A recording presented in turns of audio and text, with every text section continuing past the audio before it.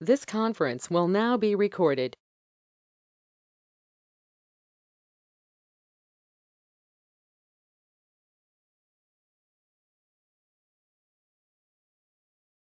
Good afternoon, all.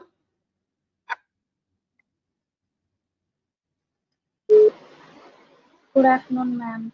Yeah, so we have finished one chapter, that is anti-malarial drugs. So this Friday, I'm going to conduct a test on this anti-malarial drugs. Okay, so I will send you questions before 5 minutes. So you have to write the answer and submit the PDF. Clear?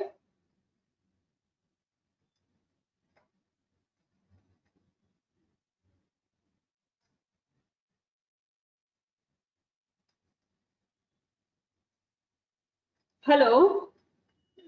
Do people hear my voice? Respond. This Friday, test is there. Yes, ma'am. Yeah. So Harishri, you are joined into one is mobile, one is laptop.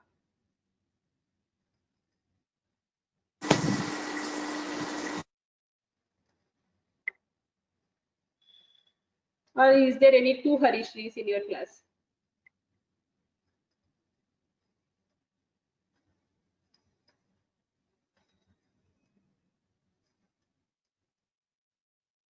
Ma'am, there is only one. I've joined from only one. But I could see two Harishri, Harishri.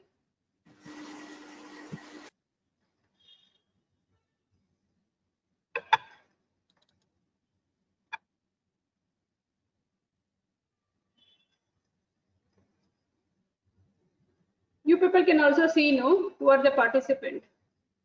So Harishri, can you see? There are two Harishri. Ma'am, there's only one Harishri, ma'am. But in the participant, it is showing two, ma. No. Yes, ma'am. One is In in the offline. participants only. One That is is in what I'm offline, telling. one is active. Correct. That is what I'm telling. One Harishri I know.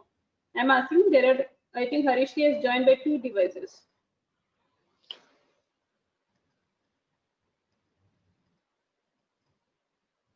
No, ma'am. Network issue. It may be because network issue.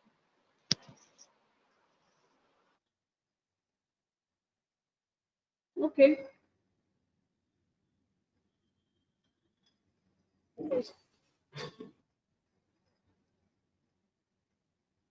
Fine. So Friday, anti-malarial test will be there. I have not shared the slides yet, right?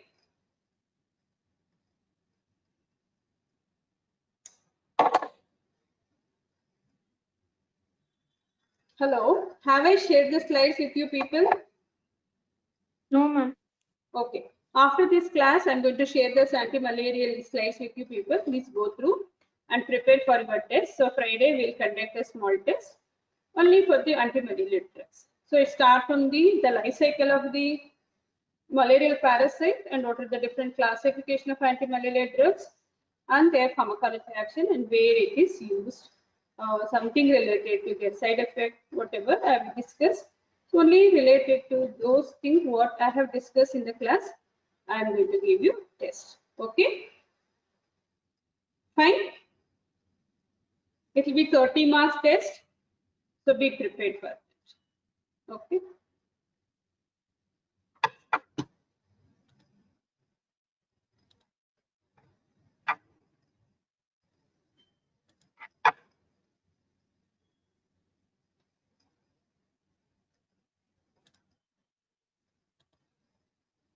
All of you can see the slides.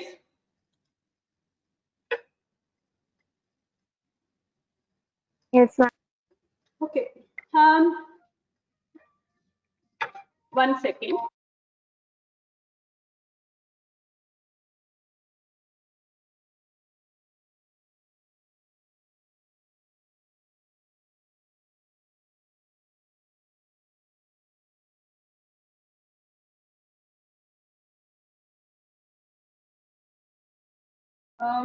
So I'm going to continue antimicrobial agents. please tell me, like, you people studied what are antibiotics?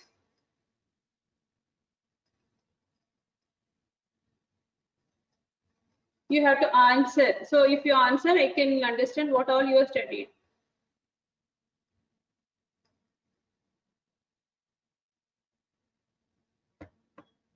Please, someone has to respond. Speak, no?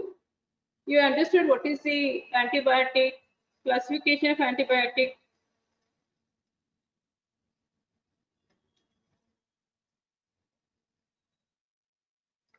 Is my voice is audible? Are you people able to hear my voice?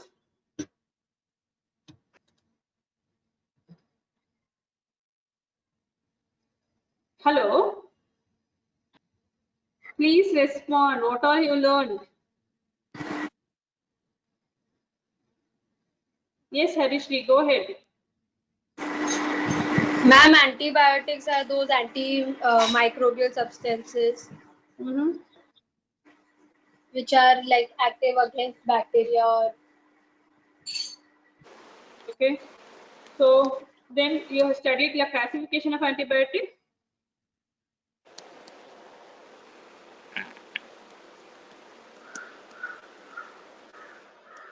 Yes, Sudev.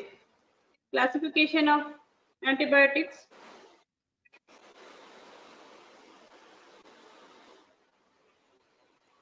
Bacteriostatic and bactericidal.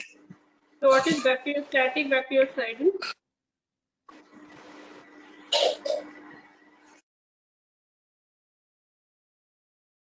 Others can answer. Why only Harishri? Deepika, what is bacteriostatic? What is bactericidal?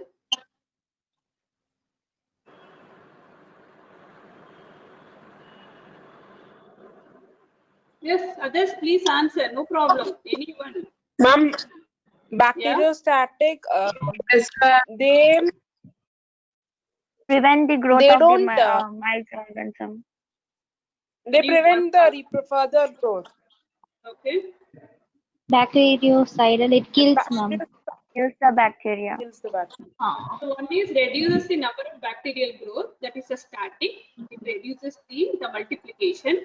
Another is a bactericidal, which actually kills the bacteria. Okay, so what are the main classic? Okay, you have studied about the penicillins.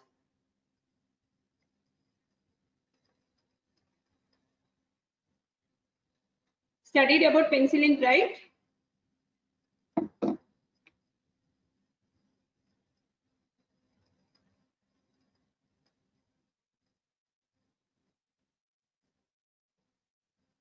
What is the mechanism of action of penicillin?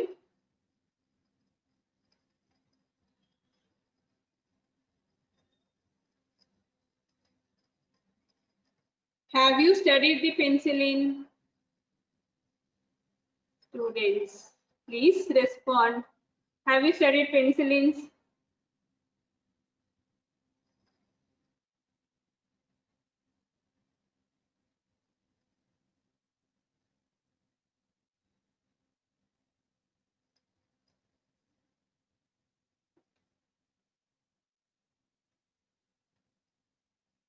Arpita Shri, have you studied penicillin in the previous class?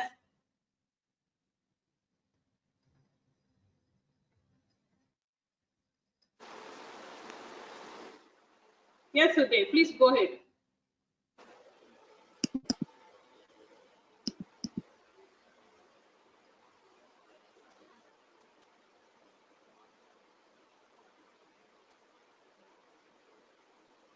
Penicillin has been finished. Have you studied? No, ma'am, we have not studied penicillin. Mamata ma'am has not taken penicillin class.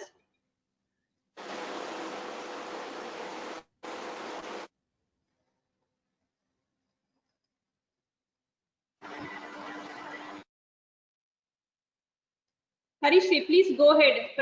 Mamata ma'am has took some classes, so she didn't take penicillins and cephalosporins. Ma'am, penicillin we have not done.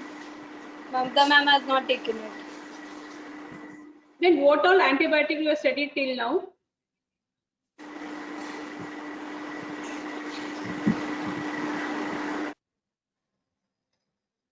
Yes, Adishri, please go ahead.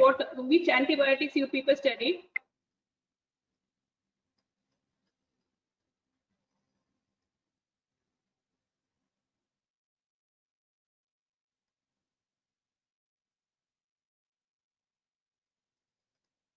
Krishna, you are the class representative. Please tell me what all antibiotics you people studied in previous classes.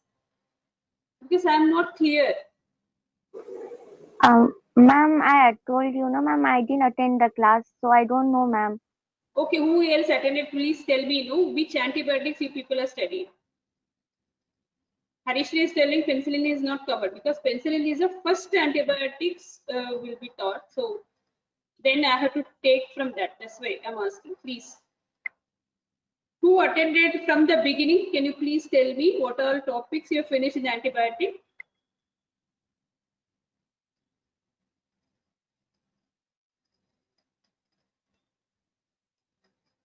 Guys, if you don't tell me what topics already covered, how I can continue? I can continue the class.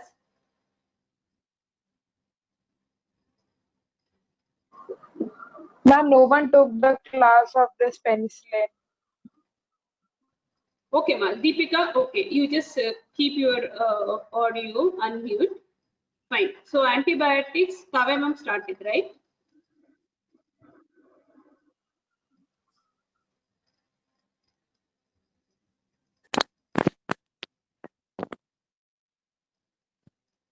Oh God. Deepika, you Yes, started ma'am. speaking. Tell me, Introduction is Maitreya. started. Yes, my Introduction introduction is over. started by Kavya ma'am. That's all. Afterwards, no one Then, took class. yeah, Mamta ma'am took a chemotherapy therapeutic agent and then antibiotics portion. In that, antimicrobial drugs, penicillin is taken. Then penicillin binding proteins, inhibition of that mechanism of action. Then Beta-lactam antibacterial inhibitor. spectrum. Okay. Yes, Beta-lactam ma'am. inhibitor. It was she taught. started. Yeah, it was started. Sulbactam. Cephalosporin she taught. Yes, so it was started, ma'am. Cephalosporin is started. Okay. What I can do is today I have prepared for the protein synthesis inhibitor. I will start. So what I will do is Friday I will be conducting test. From next Tuesday, what I will do is I start from a penicillin because so many students have missed the classes. Correct? Correct, Yes, Krishna? Yes, ma'am. Okay, what I will do is, because I have not prepared notes for the penicillin, whatever I prepared for protein synthesis inhibitor, I'll start today. So from next class onwards, I'll start from the beginning again as a revision, but I want all of you to attend. I don't want to hear same thing. Okay, clear?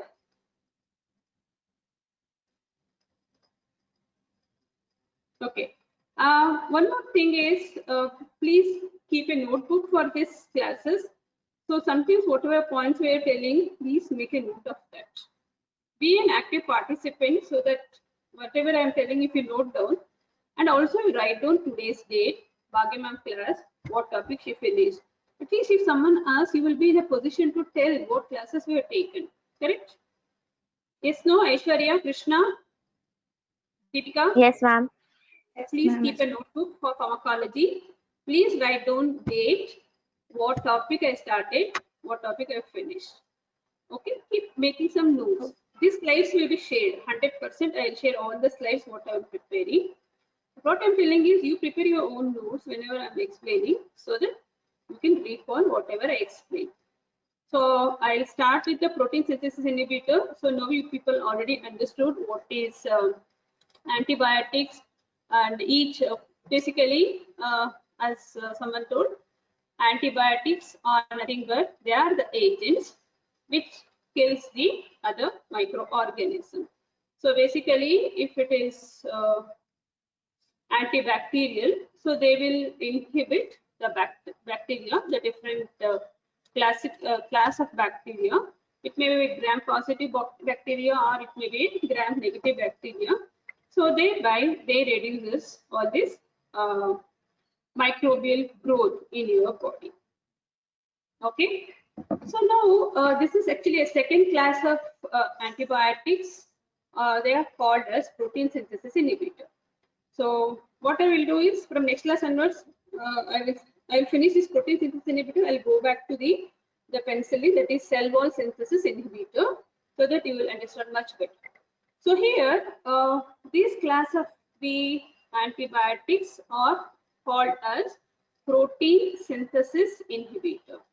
So what is protein synthesis inhibitor? You know why proteins are required. So proteins are required for each and every function of your body. So it may be a metabolism, it may be respiration, it may be ATP production, or it may be any enzymatic reaction. All this requires proteins. So enzymes are nothing but protein. All your structure or your muscular activity requires protein. Hair, nail, everything. So everything is dependent on the protein. So if these antibiotics, they actually inhibit the protein synthesis in the microbes. So because if the proteins are not synthesized in these microbes, hence they cannot perform any function and they cannot survive. So here we'll understand what is these antibiotics are doing.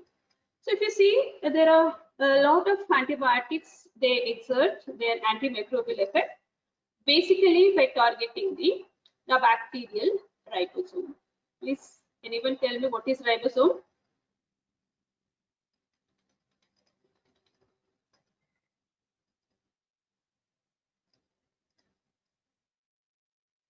What is ribosome?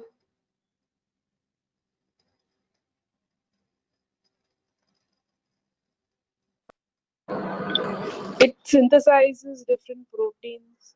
Like it helps. So it is actually a small structure which is present in the cytoplasm, where it is involved in the protein synthesis. So basically, if you see any,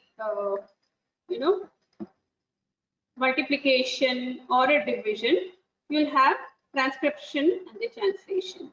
So meaning, what is transcription and translation? The DNA is a genetic code which will be present inside the nucleus. From there, the information goes out of the nucleus into the cytoplasm through the messenger RNA. So the messenger RNA takes the information from the DNA, which protein to be synthesized. So it takes information and it goes outside. So that is the messenger RNA.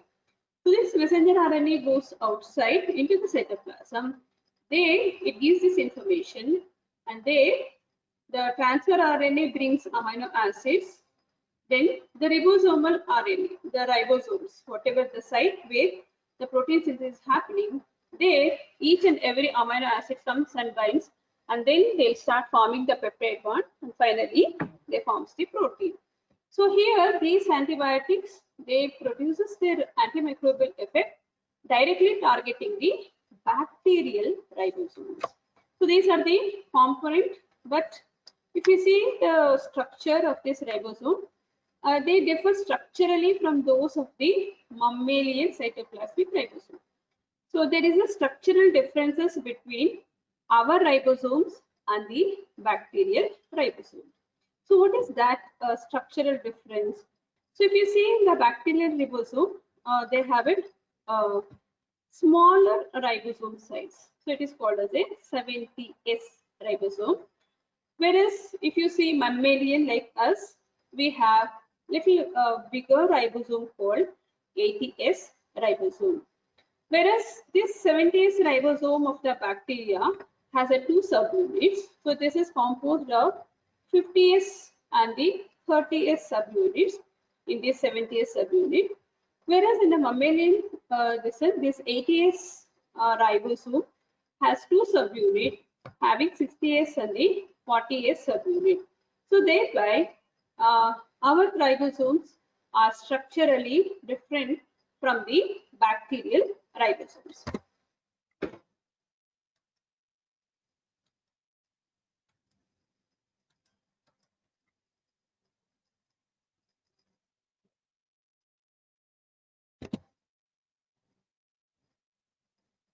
So we'll see what are the classes of drugs which comes under this protein synthesis inhibitor.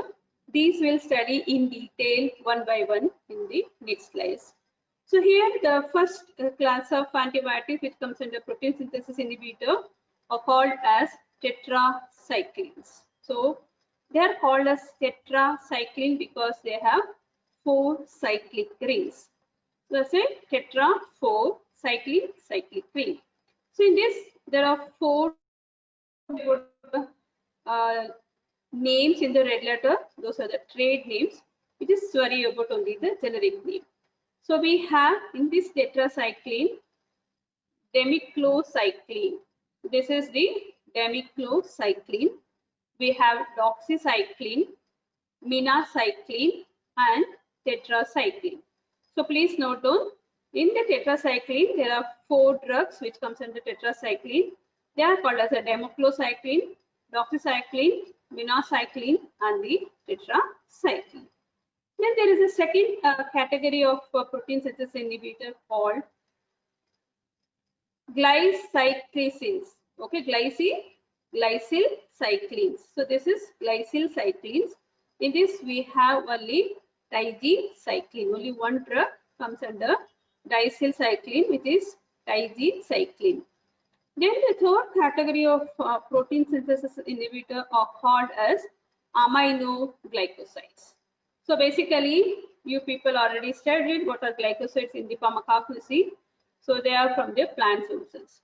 So this has aminoglycosides. So what are the antibiotics which comes under aminoglycosides? They are amikacin, gentamicin, neomycin, streptomycin, and tobramycin. So under the aminoglycosides, you have 5 drugs: amikacin, gentamicin, neomycin, streptomycin, and the tobramycin. Next category of protein synthesis antibiotics are called as macrolides. They're also called as ketolides. Macrolides or ketolides. So in this we have 4 drugs: azithromycin, clarithromycin, erythromycin, and telithromycin. So under the classification of macrolides, you have 4 antibiotics. They are called as azithromycin, clarithromycin, erythromycin, and telithromycin. Next is macrocyclic antibiotic. In this, only one drug is available, which is called as fidaxomicin. Only one drug is available called as fidaxomicin. Then next class of a drug in this is lincosamides. So in this lincosamide, only one drug comes, which is called as clindamycin. You people have to write down because the spellings are so important. If you don't write proper spelling, then you will lose a mark. So please write down all these drugs. Under the lincosamide, you have only one antibiotic called clindamycin. Then we have another category called oxazolidine. Oxazolidine nodes. Oxazolidine in this we have 2 drugs, linezolid and tedizolid. One is linezolid, second is tedizolid. Then we have just they don't come under any specific category. They are miscellaneous or others. In that we have 2 antibiotics. One is called as a chloramphenicol. The second one is called as a vincristine. So now we'll start understanding the first class of a drug in this protein synthesis inhibitor, tetracyclines. So these tetracyclines are a group of closely related compounds that, as the name implies, consist of 4 fused rings with a system of a conjugated double bonds. So they have 4 rings attached, and also they have a conjugated double bonds. So substitution on these rings are responsible for variation in drugs' individual pharmacokinetics, which cause a small difference in their clinical efficacy. So meaning is that all these tetracyclines, so whatever this domiclocycline, doxycycline, minocycline, tetracycline, whatever the 4 drugs are there, they all contain same basic ring structure, that is 4 fused rings. but also they have a conjugated double bond. Only the substitution of these rings varies. So depending on what is the substitution, its pharmacokinetics changes. Means its absorption, its distribution, metabolism, and elimination depends on the substituted molecules which are present on the rings. So once this pharmacokinetic changes, obviously there is a little changes in their effect. So now we'll understand what is the mechanism of action of these tetracyclines. So these antibiotics, so entry of these antibiotics into the susceptible organism. So what is the meaning of susceptible organisms?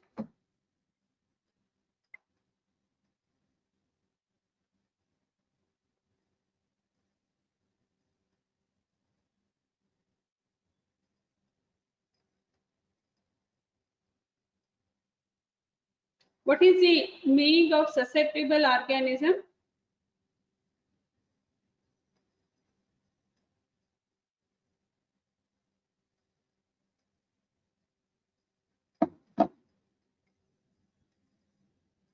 Hello guys, I don't want any passive class. I want an active class. What is susceptible organism?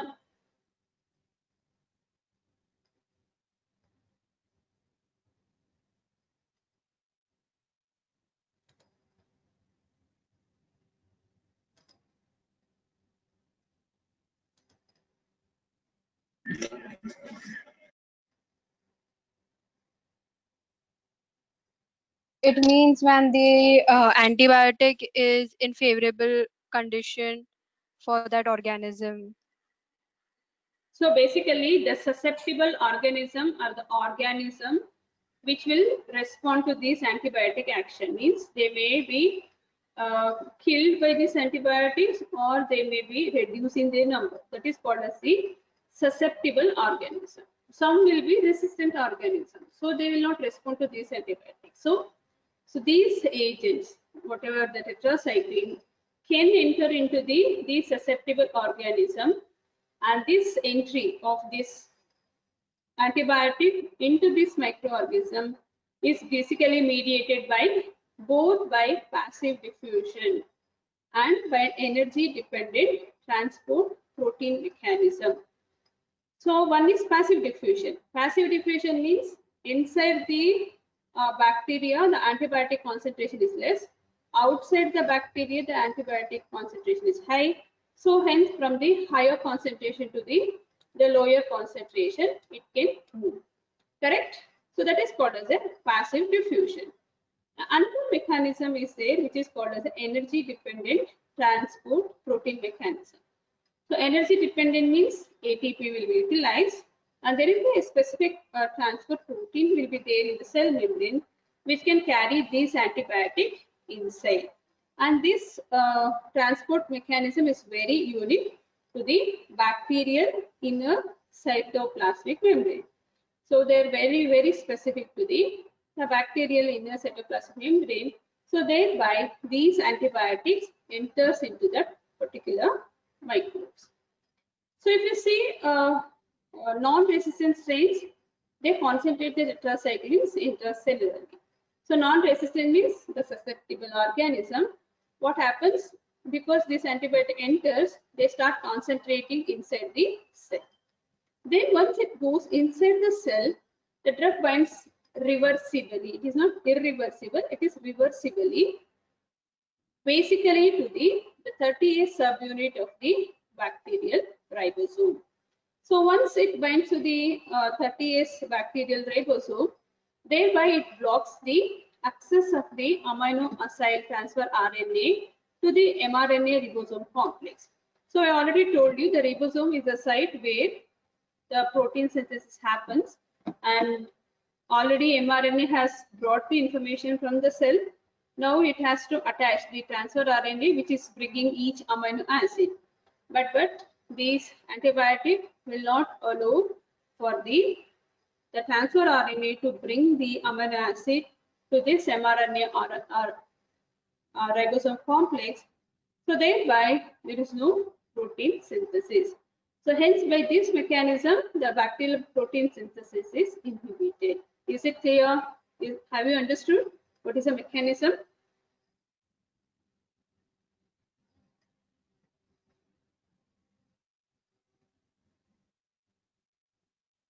Have you understood the mechanism of action of tetracycline?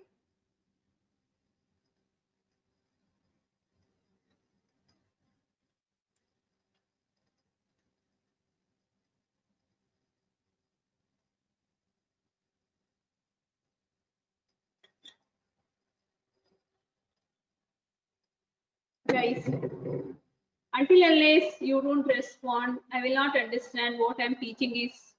Are you able to catch it? Have you understood what is the mechanism of action of tetracycline now? They basically binds to the 30S ribosomal unit of a bacteria.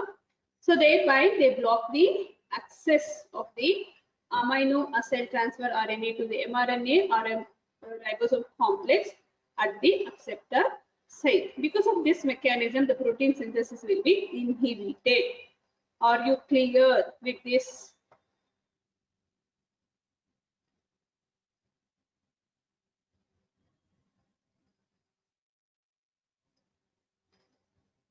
Hello, students, are you able to hear my voice? What is happening? Oh God. Are you able to understand what I told? Yes, ma'am.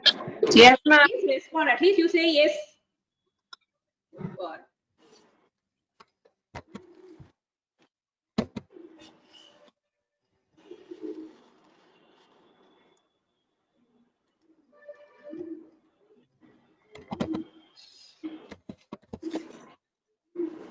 One second.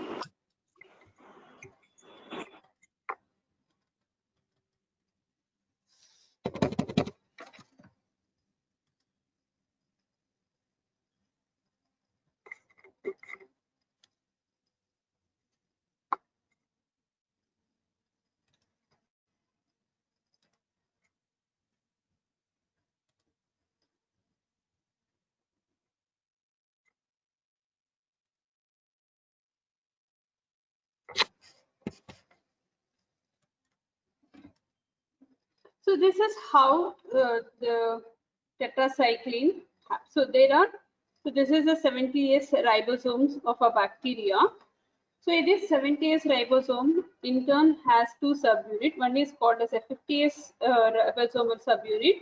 The second one is a 30S ribosomal subunit. And this is how the amino acid comes, and this will bind.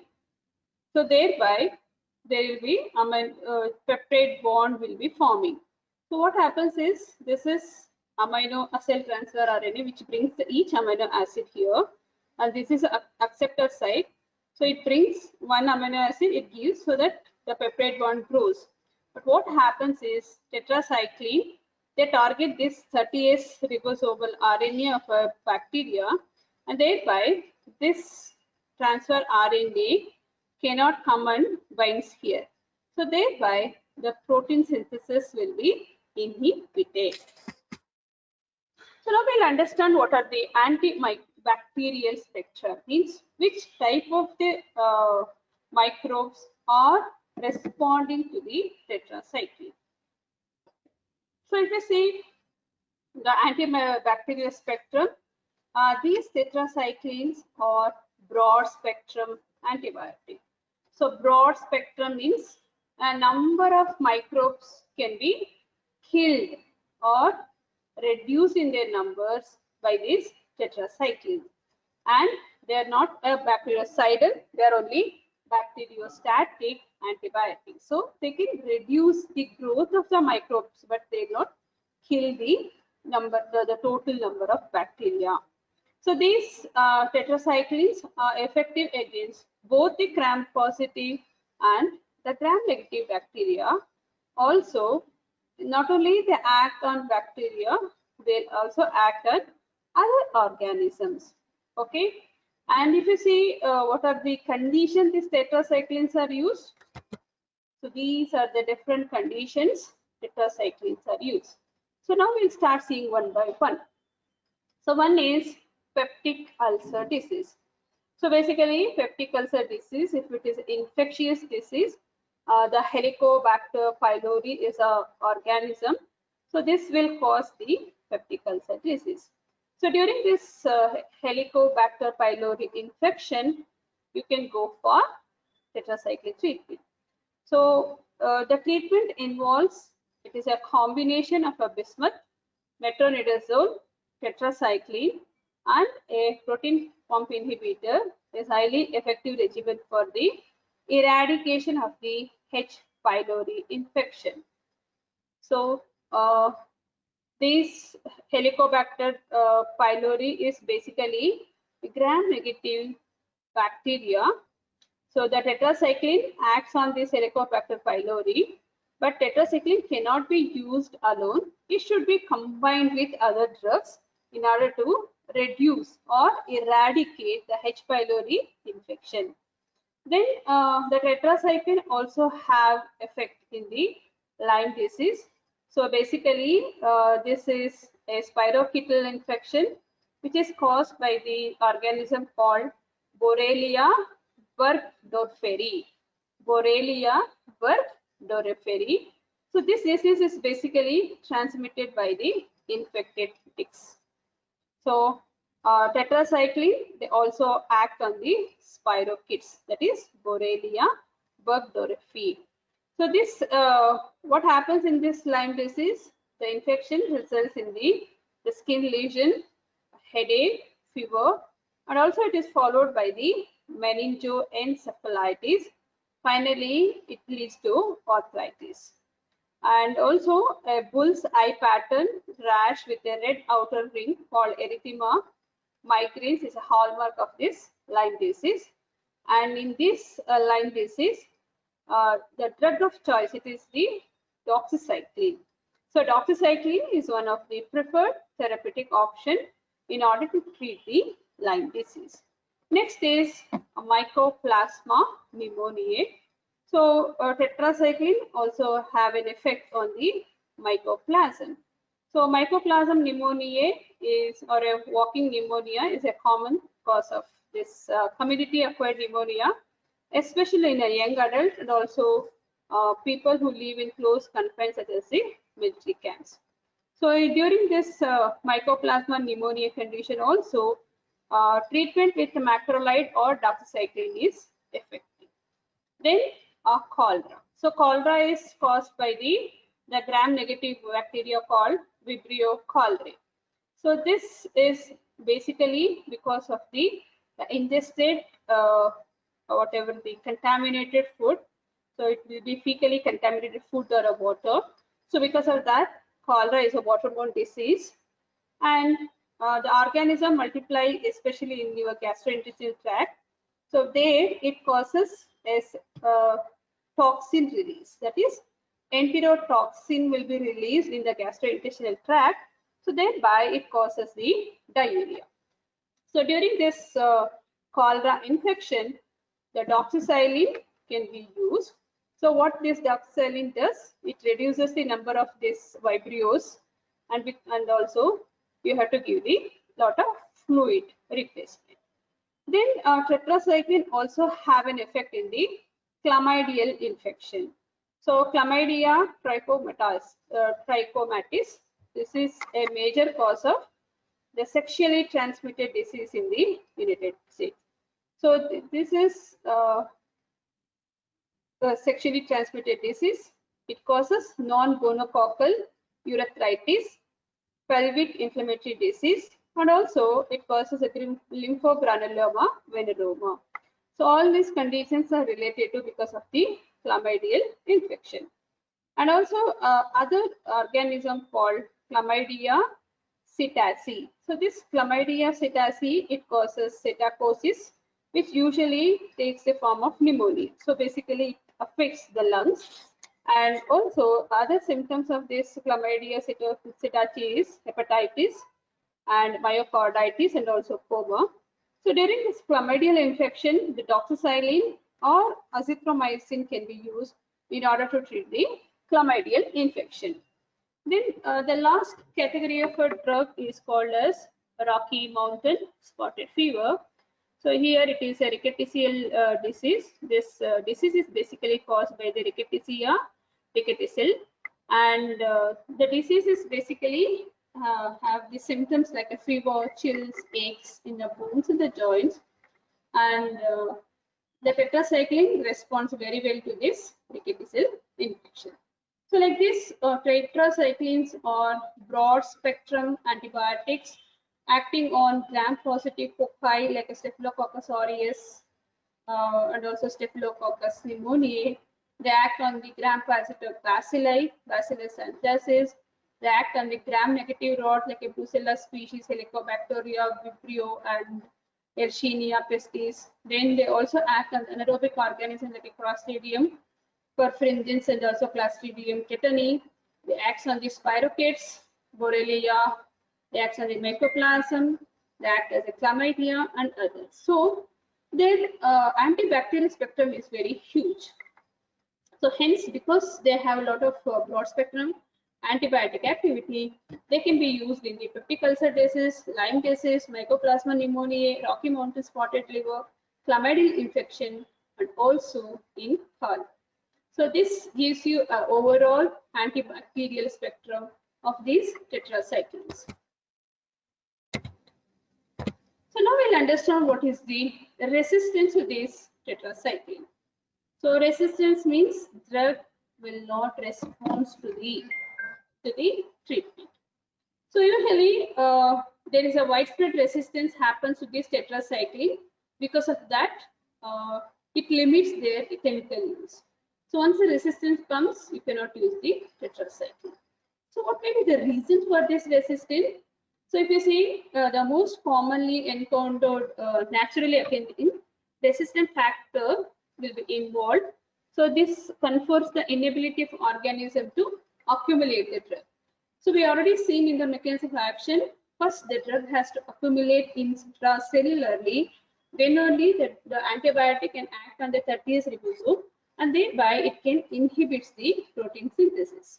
But here, because of there is a resistant factor which is involved, so now the organism will not accumulate the drug, thereby the drug cannot go for a protein synthesis inhibitor.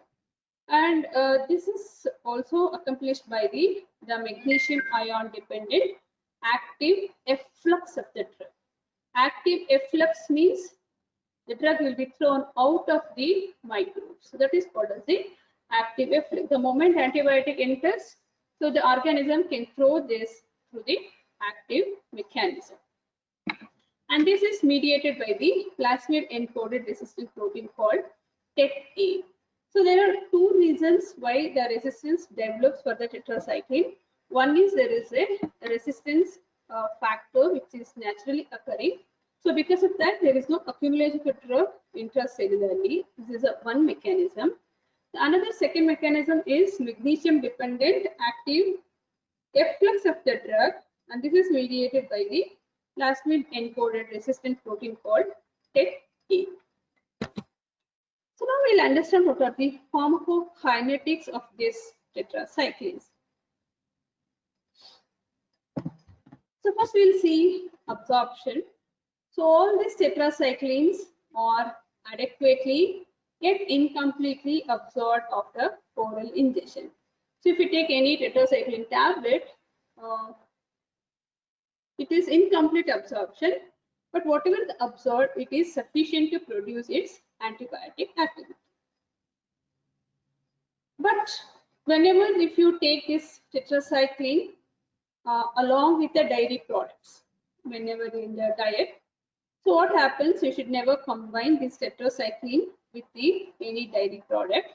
It this decreases the absorption due to the formation of the non-absorbable chelate of the tetracycline with the calcium ion. So whatever the milk product you will be taking, it may be milk, it may be curd, butter, ghee, cheese, or paneer, or anything. So all this milk product, they do contains calcium ions. So this calcium ion, what they does is they bind the tetracycline and they form the non-absorbable chelates. So because of that, they will not be absorbed inside the body. So they will be eliminated out of your body. So hence you should never take tetracycline along with the dairy product. And these non-absorbable chelates are also formed with other divalent and the trivalent cations. So basically, the magnesium ion and the aluminum will be there in your antacids. Okay. So what are the antacids you will be taking, or it will be sometimes iron preparation, which will be given for the anemic treatment. So all this will have this divalent. The magnesium is a divalent 2+, whereas aluminum and the iron, they have a Fe2+, Fe3+, Al3+. So trivalent. So all these ions can again bind to the tetracycline and form the non-absorbable chelate. So you should never take this tetracycline along with the dairy product or with the antacids or with the iron preparation, since these will form the chelates which cannot be absorbed by the body. And when you see the particular drugs like a doxycycline and the minocyclines, they're almost totally absorbed after the oral administration. So whatever the doxycycline tablet or a minocycline tablet or the capsule what we take, there is a complete absorption happens from the body. And if you see, currently if you see, the doxycycline is a preferred tetracycline for the parenteral administration. So out of all the 4 drugs, only doxycycline can be preferred for the parenteral administration. It may be through the intravenous route or it may be through the subcutaneous route. But sometimes minocycline also available, especially in the emergency condition. This minocycline can be given through intravenous route. So after the absorption, it has to distribute throughout the body in order to produce its antibacterial effect. So these antibiotics, the tetracycline, they concentrate mainly in the liver, kidney, spleen, and the skin.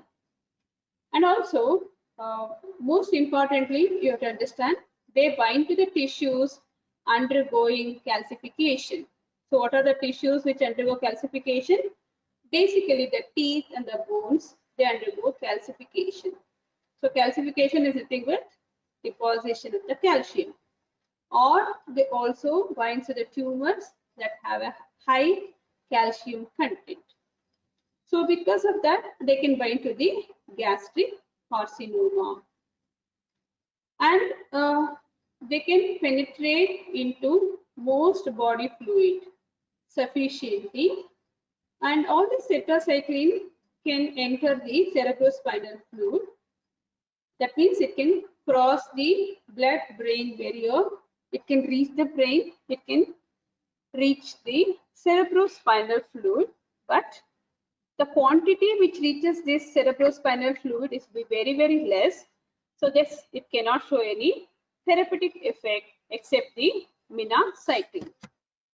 So minocycline can enter the brain even in the absence of the inflammation, and it also appears in the tears and the saliva. So as compared to other tetracycline, minocycline can enter easily into the brain, and it also secretes, or it may be the minocycline amount can be, you can see in the tears and the saliva of the patient who is taking this minocycline. And this this minocycline can be useful in eradicating the meningococcal carrier state. So meningococcal carrier state is nothing but people who have the infection of the meninges, but they're not showing any symptoms. They are in the carrier state. They'll be carrying the microorganism. So during that condition, minocycline can be used as to eradicate, but apart from that, minocycline cannot be used for any other central nervous system infection. So only we can use minocycline in eradicating the meningococcal carrier state. And if you see, all these tetracyclines, they can cross the placental barrier and they can concentrate in the fetal bones and the dentition. Hence, the tetracycline should not be taken by the pregnant woman. So how these drugs are eliminated from the body? So all these tetracycline, they're concentrated in the liver. In the liver, they will be metabolized, and also after the metabolism, they will be conjugated and they forms the soluble glucuronides. So it will be a bigger molecule. And these parent molecule, the tetracycline, or its metabolites are secreted into the bile. And all these tetracyclines, they are reabsorbed in the intestine via the enterohepatic circulation and then enter the urine by the glomerular filtration. So by chance, if there is any obstruction of the bile duct, because they will be secreted in the bile, or any problem in the hepatic or the renal dysfunction, so what happens is these tetracycline will start accumulating inside the body because they are eliminated through bile, and the liver is involved in their metabolism, and they're excreted through renal or a kidney. So hence, if any problem or any obstruction happens in the bile duct or in the liver or in the kidney, this can increase their half-life. Half-life means the time taken for the drug to reduce to its half of its concentration. So if you see other tetracycline, so doxycycline can be employed for treating infection in renally compromised patients. So this will holds good only for other tetracycline, not for the doxycycline, because this doxycycline is excreted via bile into the feces. So they're not excreted through the kidney. Hence, even if there is a renal damage, the doxycycline can be used. But and also these tetracyclines are also excreted in the breast milk. So even the breastfeeding mothers should not take tetracycline for any infection. So now we'll move on to the adverse effects of this. So all these tetracycline, they do have all this gastric discomfort, like epigastric distress formerly result from the irritation of this gastric mucosa. And since there is a lot of irritation and the epigastric distress is there, so people will stop taking this medication. So this, whatever the discomfort or the pain or whatever we could see, this can be avoided when you take this tetracycline along with the food, but not with the dairy products. Then these tetracycline, as I already told you, they start depositing in the calcified tissues like the bones and the teeth. So because of that, if your children, the growing children, if they take this tetracycline, so there will be a deposition of this tetracycline happens, and this causes the discoloration, also sometimes a hyperplasia of the teeth, and this reduces the growth of these teeth. And they also have a lot of hepatotoxicity, and this hepatotoxicity is basically very high in the pregnant woman. Hence, it should be avoided in the pregnant woman. And these tetracycline also shows a phototoxicity. So phototoxicity means basically if they expose to the sun, they will have severe sunburn, and that's why they should be very, very careful. So once these people are on tetracycline, they should avoid this exposure to sun or ultraviolet rays, so they can save themselves. So with this, I finished one part. So next class will continue, and next class we have a test on anti-malarial. So I will send you slides now itself. I will share the slides now itself. Please read. The test is for 30 marks. And whoever is missed today's class, please communicate to them. Krishna, please communicate to your other friends who missed this class. And you please tell them to attend the test. It is compulsory, and the marks will be given as an assignment mark. Okay? Okay, ma'am. Yeah. So any doubts, students? Is it clear, tetracyclines? Yes, ma'am. Yes, ma'am. Okay. So thank you so much. Have a good day. So Friday we'll meet for a test. All the best.